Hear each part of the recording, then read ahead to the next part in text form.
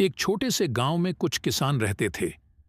एक दिन देवताओं के राजा और वर्षा के देवता भगवान इंद्र ने किसानों के कर्मों से नाराज होकर अपनी असीम शक्ति का अपमान महसूस किया।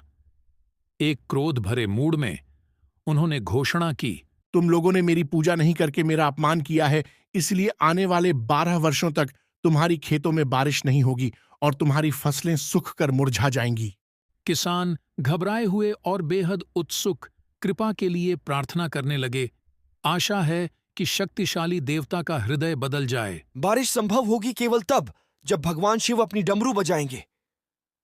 उसकी कृपा प्राप्त करो, और अगर उन्होंने स्वीकृति दी तो तुम्हारी खेतें फिर से बारिश की आशीर्वाद से भर जाएंगी। और उधर भगवान इंद्र ने गुप्त रूप से भगवान शिव से यह निवेदन किया कि वह 12 सालों तक अपनी डमरू नहीं बजाए। जब किसान भगवान शिवजी के पास पहुंचे तो उन्होंने शिवजी से डमरू बजाने के लिए प्रार्थना किया ताकि उनके गांवों में बारिश हो जाए, लेकिन भगवान शिवजी ने कहा कि वो 12 साल बाद ही डमरू बजाएंगे।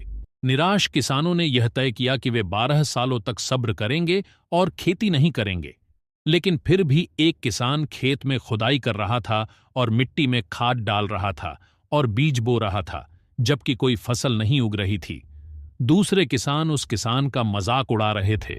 वो हर साल ऐसा करता। कुछ साल बाद सभी किसान उस किसान के पास जाते हैं और उससे पूछते हैं कि तुम क्यों अपना समय और ऊर्जा बर्बाद कर रहे हो, जब तुम्हें पता है कि 12 साल तक बारिश नहीं होगी। मुझे पता है कि 12 सालों तक बारिश नहीं होगी और फसल भी नहीं उगेगी, लेकिन मैं इसे अभ्यास के लिए कर रहा हूं।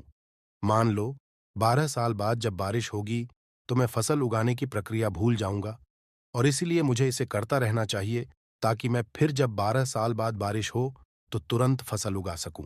उसकी यह बात शीघ्र ही सभी के दिलों को छू गई। किसान की यह बात सुनकर देवी पार्वती ने भगवान शिव से कहा, आप भी 12 साल बाद डमरू बजाना भूल सकते हैं। भगवान शिव, जिनकी भोलापन में कोई सीमा नहीं थी, अपनी चिंता में मोहित होकर सीधे तौर पर डमरू बजाने का प्रयास किया। डमरू के बजते ही उसी क्षण अचानक बारिश होने लगी और जो किसान नियमित रूप से खेत में काम कर रहा था उसकी फसल तुरंत उग गई, जबकि दूसरे किसानों को अप्रत्याशित समय पर फल नहीं मिला।